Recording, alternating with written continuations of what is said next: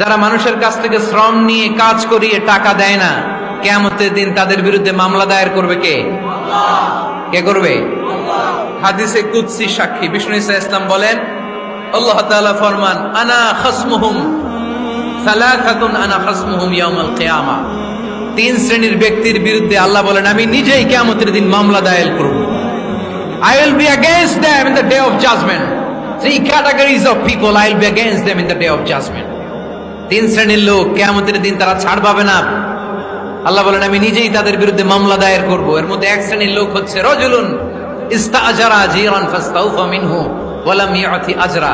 একজন শ্রমিক ভাড়া করে তার কাছ থেকে কাজ নিয়েছে, কিন্তু তার পারিশ্রমিক আদায় করে নাই। এরকম আছে না নাই? দাপট দেখায় ইউনিভার্সিটির ক্যান্টিন গুলোতে। ইউনিভার্সিটির ক্যান্টিনে যে খায় মাগের বিল দেয় না, এরকম ডাকাইত আছে না নাই? চায়ের দোকানে চা খায় পরে দিমু, বিল দেয় না, আছে না নাই? দোকানে যে পণ্য কিনে বিল দেয় না, পরে দিমু, আছে না নাই? কিয়ামতের দিন আল্লাহ তোরে মাস্তানি ছুটাবে, চিল্লা এখন ঠিক কিনা? আনা খাসমুহুম, আমি নিজেই তাদের বিরুদ্ধে মামলা দায়ের করব। কথাটা কার? এজন্য বিশ্বনবী বললেন, খবরদার, মেহনতি মানুষ, খেটে খাওয়া মানুষ, এদের দোয়া কবুল হয়ে যায়।